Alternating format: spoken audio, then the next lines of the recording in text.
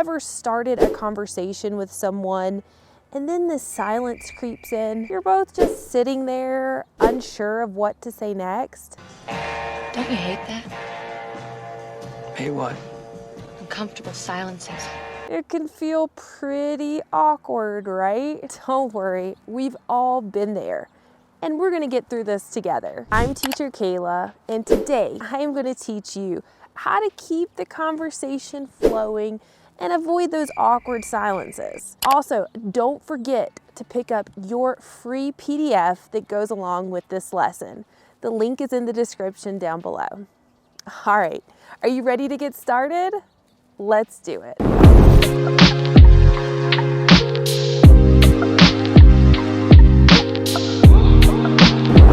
Conversations die out? Well, it's usually because one person asks a question and the other person gives a short answer, leaving no one knowing what to say next. But the answer to avoiding these awkward silences is easy. You just need to ask some good follow-up questions. Don't know what that means? That's okay. I'm going to go over some follow-up questions with you today that you can use to help avoid these awkward silences and keep the conversation going. It doesn't matter who started the conversation, whether you used one of the amazing icebreakers from my last lesson.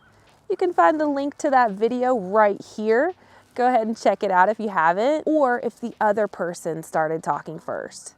These follow-up questions will help you to keep any conversation going. How to keep the conversation going? Ask the right questions. There are two main categories of questions: open-ended questions and close-ended questions. Close-ended questions are those questions that can be answered with just one word, like a yes, no, or a short fact. Questions can also lead to dead-end conversations if not followed up by an open-ended question. For example, have you seen that movie? Yes. Are you from around here? No. Open-ended questions, on the other hand, encourage longer responses and deeper conversations. They often start with words like what, how, why, or tell me more. These questions invite the person to share more details about their opinions and experiences. For example, what did you think about that movie? Or how did you end up living in this city? The best thing to do is to use a combination of these types of questions. The close-ended question might get you to break the ice, but the open-ended question will get you to keep the conversation going. Let me show you how it works, and let's put these together with a short practice. In these practice sections, you will always be A, and I will be B. A will have green letters, and B will have red letters. Okay, let's get started with our first practice. You're starting first, so pause the video if you need a second to get ready. All right, let's get started. Yes.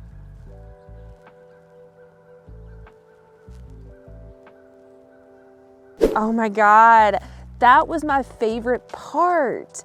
I can't believe that happened. The coolest part about this type of conversation is you get to hear their unique perspective on the topic. This is a basic example, but it's likely they would ask you another question too. Can you believe it? Or something like that. Let's try another practice. All right, remember, you're going first with part A. Go ahead and get started when you're ready. No. I took a job here. My family is from this area, and I loved it so much I wanted to come back. React and add your own thoughts. It's fun to hear about the other person, and of course people love to talk about themselves, but people also don't want to feel like they're being interrogated. Most likely, the other person wants to learn about you just as much as you want to learn about them. So if they aren't asking you questions themselves, don't feel bad or like they don't want to ask you questions or know about you. They may be struggling trying to find the right words as well. Help them out by sharing more about yourself without them even having to ask. For example, if they tell you why they moved to this area, you can tell them how you ended up in this area as well, or why you never left. If you were talking about a movie and they gave their thoughts on the movie, you can give your thoughts on the movie as well. It'll be fun to discuss your individual thoughts on the topic. All right, let's practice what we've learned. All right, practice 1. Remember, you are A and I am B. You read the green letters, I'll read the red. So you are again starting first, so you can pause the video if you need to. Otherwise, let's get started. Yes, I love their vanilla lattes. They're my go-to drink.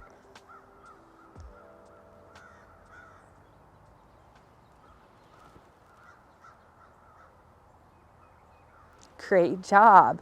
Okay, let's try one more practice. Again, you're starting first. Start when you're ready, or pause the video to give yourself some more time.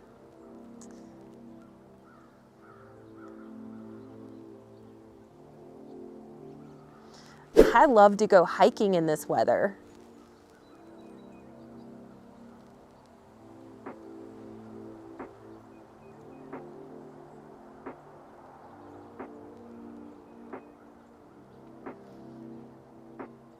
I love Falls Ridge. It's my favorite hiking spot. Great job.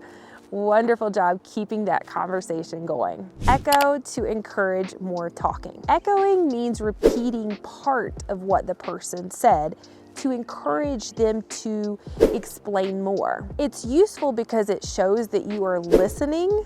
This is called active listening, and that you are interested in what they have to say. Oh, we have a lot of books, so maybe it depends on what you like. What do you like? Okay, let's practice some echoing or active listening. Remember, you always read A and I read B, and this time you get a break. I'm gonna start out the conversation. So let's go ahead and start it. Oh, I had a crazy day at work today. Well, my boss fired 3 people and threw his desk. Hopefully it wasn't that crazy. I'm just exaggerating. But great job asking that follow-up question and echoing what I was talking about. All right, let's try another practice. This time, I want you to go first. You can start when you're ready. Pause the video if you need more time. I've been here about 10 years.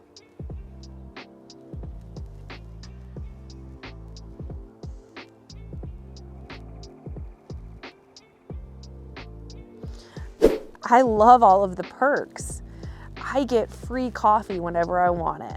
Great job. Very nice. See, you can echo what the person says, no matter if you started the conversation or they did. This just kind of shows that interest again and keeps the conversation going. Bring up a related topic. Sometimes, no matter how hard we try to keep a conversation going, the topic grows cold and you just run out of things to say and ask about. If one topic dies, it's okay to transition into another related topic. For example, if you're talking about traveling, you could transition into food. Okay, we're gonna do a little practice. Remember that you are A and I'll read B. So whenever you are ready, we can get started. Remember, you can always pause the video if you need a second before you start practicing. Yeah, I went to Italy last year. It was amazing.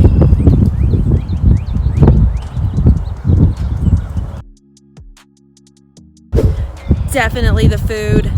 The pasta and pizza were unbelievable.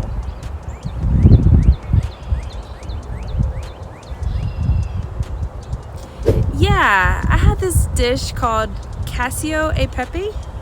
It's really simple, but so delicious.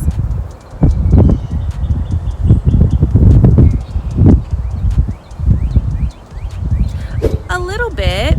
I've tried making homemade pasta before, but it didn't turn out so great.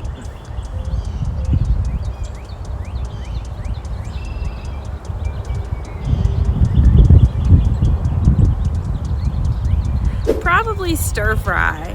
It's quick and easy.